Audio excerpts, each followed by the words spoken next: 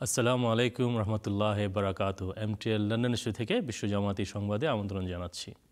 নিখিল বিশ্ব আহমদিয়া মুসলিম জামাতের বর্তমান ইমাম হজরত মির্জা মসরুর আহমেদ খলিফাতুল মসি আল খামেস আয়দাল্লাহ তাআলা বেনসরুল আজিজ গত শুক্রবার টিলফোর্ডে অবস্থিত ইসলামাবাদের মসজিদে মোবারক থেকে জুমা খুতবা প্রদান করেন।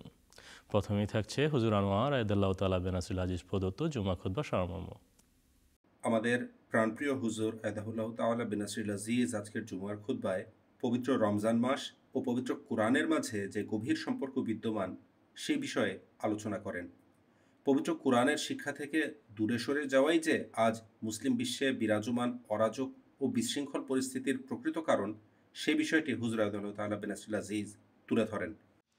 मुसलमानों में आजकल जो झगड़े हैं, फसाद हैं, एक दूसरे की गर्दनें काटी जा रही हैं, इल्ज़ाम तराशियाँ की जा रही हैं, हुकूमतें जो हैं वो अवाम से लड़ रही हैं, अवाम हुकूमतों से लड़ रहे हैं, एक दूसरे की कत्ल वारत हो रही है, बगावतें हो रही हैं। ये सब इसलिए है कि कुरान करीम पर अमल नहीं है। कहने को दोनों ही ये दावा करते हैं, दोनों के हाथ में कुरान है, लेकिन दोनों कुरान करीम की तालीम से दूर हैं। अगर कुरान करीम पर अमल करने वाले हों तो फिर ऐसी बातें ना हों। इस पर अमल करने के लिए इस ज़माने में अल्लाह ताला ने जो नुमाइंदा भेजा है, जिस शख्स को भेजा है, उसको मानने को ये तैयार नहीं। अगर वो नहीं मानते तो फिर इन बरक़ात से फ़ायदा भी नहीं उठा सकते जिसको अल्लाह ताला ने हमारी हिदायत के लिए भेजा है।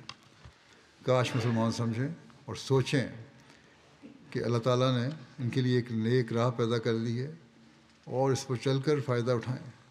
बस ये वो चीज़ है, जैसा कि मैंने पहले भी कहा था, कि मुसलमानों में सारी बुराइयां जो पैदा हो रही हैं वो इसलिए पैदा हो रही हैं कि वो मान नहीं रहे और कुरान करीम पर अमल नहीं कर रहे। कुरान करीम तो उन्होंने छोड़ा हुआ है, नाम का दावा है, सिर्फ हाथ में सिर्फ पकड़ा हुआ है, अमली तौर पर तो छोड़ा हुआ है। सिर्फ अहमदियों के लिए उन्होंने कुरान करीम को बैन कर दिया है कि पढ़ नहीं सकते। पाकिस्तान में कुरान करीम पर पाबंदी है कि पढ़ नहीं सकते, खुद उन्होंने इस पर अमल नहीं करना। गो हमें कहते तो यही हैं, लेकिन ये कुरान करीम की तालीम हमारे दिलों से निकाल नहीं सकते, जितना चाहे जोर लगा ले, इसकी मोहब्बत हमारे दिलों से निकाल नहीं सकते। बस हमें इस तरफ अहमदियों को ख़ास तौर पर तवज्जो देनी चाहिए और इनके इस कुरान करीम की तालीम को भूलने और छोड़ने की वजह से और समझाने वाले की बात ना समझने की वजह से इनके हालात को हम देख रहे हैं क्या हो रहे हैं। हर तरफ बेचैनी है, बदअमनी की हालत है। बस इन लोगों को गौर करना चाहिए, सोचना चाहिए। খলিফাতুল মসির সম্পূর্ণ খুতবা শোনার কোনো বিকল্প নেই। সংবাদের এই ক্ষুদ্র পরিসরে আমরা কেবল এর সার কথা তুলে ধরার চেষ্টা করি। এবারে অন্যান্য সংবাদ। প্রথমেই থাকছে অস্ট্রেলিয়া জামাত 341 একরের একটি সম্পত্তি ক্রয় করে যার নাম দেয়া হয়েছে হাদিকে আহমদ। এবারে থাকছে এ নিয়ে একটি বিস্তারিত প্রতিবেদন। है शुक्र रब्बे अज़्ज़ा वजल। मसीह साहब फरमाए, मेरे पैरोकार ऐसे हैं कि अगर मैं उन्हें हुक्म दूं कि अपने প্রতিশ্রুত মুহাম্মদ আলাইহিস সালাম বলেছেন, আমার অনুসারীরা এমন যে যদি আমি তাদের সমস্ত সম্পদ ত্যাগ করতে বলি তবে তারা তা করতে প্রস্তুত। আমরা সত্যিই আমাদের চোখের সামনে এর বাস্তব উদাহরণ দেখেছি। মাশাআল্লাহ। কৃতজ্ঞতা প্রকাশ করা আমাদের সবার জন্য অপরিহার্য। আল্লাহ তাআলা আমাদের যা কিছু দিয়েছেন তা গণনা করা আমাদের পক্ষে সম্ভব নয়। তিনি আমাদের জন্য সবকিছু নিখুঁতভাবে ব্যবস্থা করেছেন। যদি একটি জিনিসও না থাকতো তবে আমরা এই পৃথিবীতে বেঁচে থাকতে পারতাম না।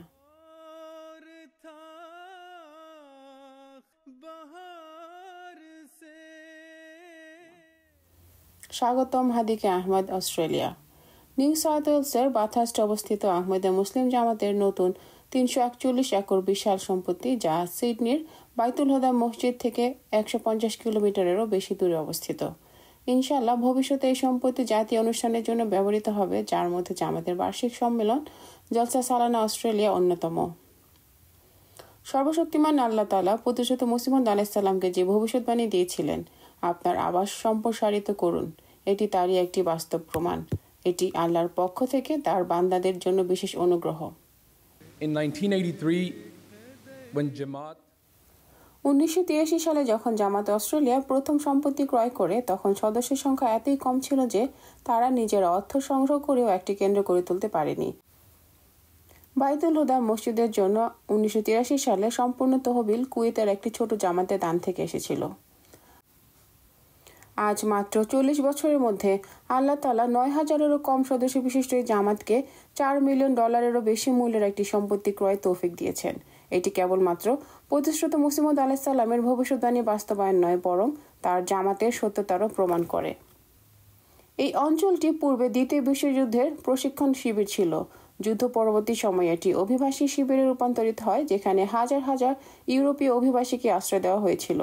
এরপর 40 বছর ধরে এটি একটি শিক্ষা কেন্দ্র, পশুপালন খামার এবং পরবর্তীতে একটি বিনোদন পার্ক হিসেবে ব্যবহৃত হয়েছে।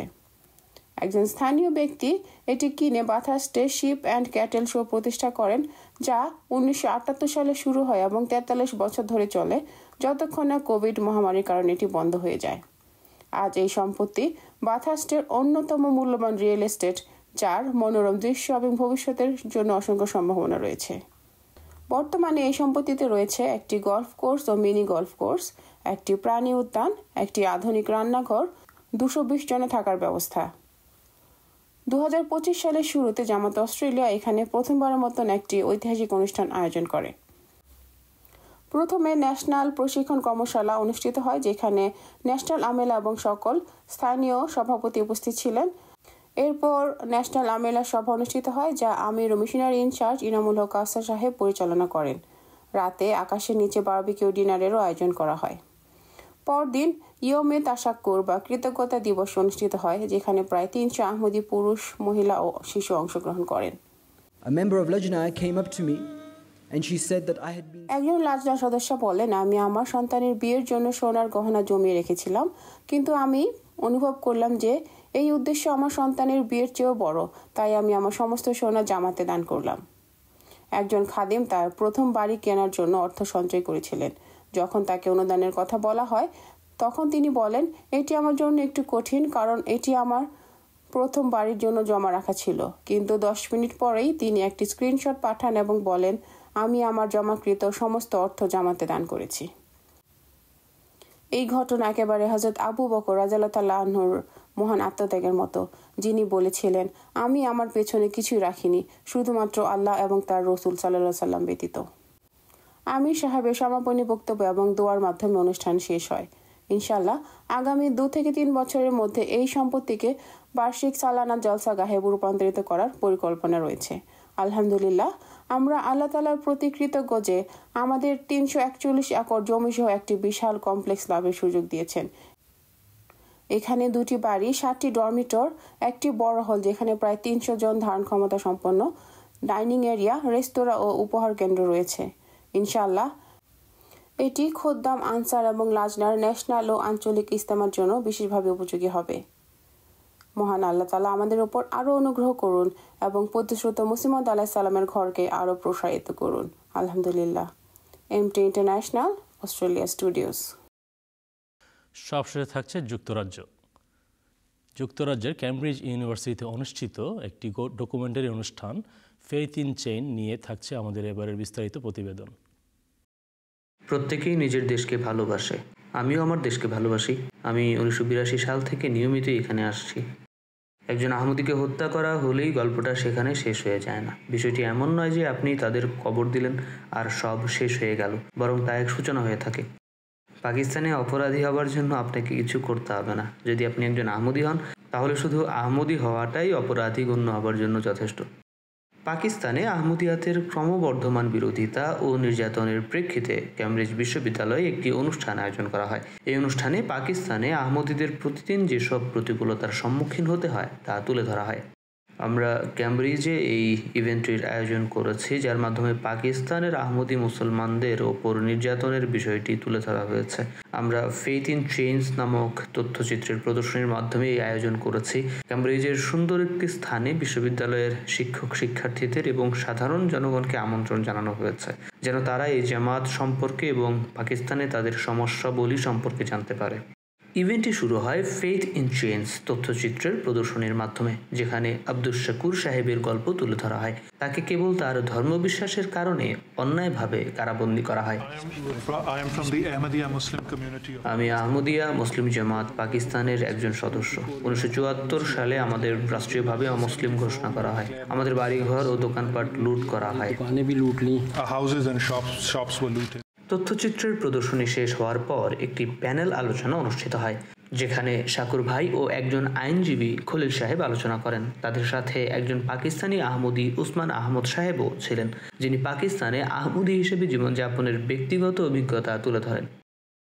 আমি একটি গল্প দিয়ে শুরু করতে চাই। এটি একটি 9 বছর বয়সী ছেলের গল্প। সে হাফিজাবাদ নামক শহরের বাসিন্দা ছিল এবং সেখানকার একটি স্কুলে পড়াশোনা করত। একদিন সে ইসলাম শিক্ষা ক্লাস করছিল। সে ছিল ক্লাসের একমাত্র আহমদি শিক্ষার্থী। শিক্ষক ক্লাসের অন্য সকল ছাত্রদের নিয়ে একটি বৃত্ত তৈরি করেন এবং তাদের প্রত্যেককে আহমদি জামাতের প্রতিষ্ঠাতার একটি ছবি দেন। এরপর শিক্ষক তাদের নির্দেশ দেন তারা যেন ছবিটিকে মাটিতে ফেলে পায়ের নিচে চাপা দিয়ে ক্লাসের পুরো সময় ধরে দাঁড়িয়ে থাকে। ক্লাসটি প্রায় 25 থেকে 30 মিনিট ধরে চলে। এটাই নাকি ছিল তাদের সেদিনকার ক্লাসের পড়া। আইনজীবী খলিল ইউসুফ ব্যাখ্যা করেন কিভাবে পাকিস্তানের প্রশাসন আহমদীদের মানবাধিকার লঙ্ঘনে সকল সীমা অতিক্রম করে যাচ্ছে। সংবিধান অনুযায়ী আহমদীরা নিজেদের মুসলিম হিসেবে পরিচয় দিতে পারে না। সম্ভবত এটি পৃথিবীর একমাত্র দেশ যেখানে একটি সম্প্রদায়কে আইনগতভাবে তাদের ধর্মবিশ্বাসের বিপরীতে সংজ্ঞায়িত করা হয়েছে। এরকম নজির আর কোনো দেশে নেই। ক্যামব্রিজ বিশ্ববিদ্যালয়ের শিক্ষার্থী ও অধ্যাপক সহ উপস্থিত দর্শকরা পাকিস্তানে আহমদীদের দুর্দশার কথা শুনে হতবাক হয়ে যান ও গভীর দুঃখ প্রকাশ করেন। আমি আহমদীদের উপর নির্যাতনের বিষয়টি আজ জানতে পেরেছি। এ সম্পর্কে পূর্বে আমার কোনো ধারণাই ছিল না। আমরা আগে কখনো এ নিয়ে আলোচনা করিনি, তাই এই তথ্যচিত্রের মাধ্যমে পুরো বিষয়টি জানতে পেরে আমি অত্যন্ত কৃতজ্ঞ। এখনও অনেক নির্যাতনের ঘটনা আছে যা আমি জানি না এবং এটি অনেক ভয়াবহ এক বিষয়। তবে পাশাপাশি জামাতের সদস্যদের পক্ষ থেকে দৃঢ়তা ও সহনশীলতা দেখতে পাওয়াটাও আমাদের জন্য অত্যন্ত অনুপ্রেরণাদায়ক। আমি সাহস ও লড়াইয়ে বিশ্বাস করি। আমি অনেক সাহসী ও দৃঢ়চেতা মানুষকে দেখেছি, কিন্তু শাকুর সাহেবের দৃষ্টান্ত অতুলনীয়। এটি আমার জন্য অত্যন্ত অনুপ্রেরণাদায়ক ছিল। তবে সবচেয়ে গুরুত্বপূর্ণ বিষয় হলো এটি এমন একটি গল্প যা খুব কম মানুষই প্রত্যক্ষ করতে পারে। এমনকি সেই পরিস্থিতিতে থাকা কতটা কঠিন হতে পারে সেটি কল্পনা করাও অনেক কঠিন। এমন কিছু দেখতে পাবো সেটি আমি একেবারেই আশা করিনি, কারণ আমি পাকিস্তানি সংস্কৃতির সঙ্গে তেমন পরিচিত নই। তবে এটা খুবই অবাক করার মতো বিষয় যে মানুষকে শুধুমাত্র তাদের ধর্মবিশ্বাসের কারণে নিপীড়ন নির্যাতন করা হয়। সবচেয়ে চাঞ্চল্যকর বিষয় হলো সবকিছুই প্রকাশ্যে ঘটে যাচ্ছে, অথচ তা প্রতিরোধে কোনো আইনগত ব্যবস্থা নেওয়া হচ্ছে না। পাকিস্তানে আহমদীদের জন্য ন্যায় বিচার প্রতিষ্ঠা হবে এই আশা প্রকাশ করে অনুষ্ঠানটি শেষ হয়। এটি অত্যন্ত গুরুত্বপূর্ণ।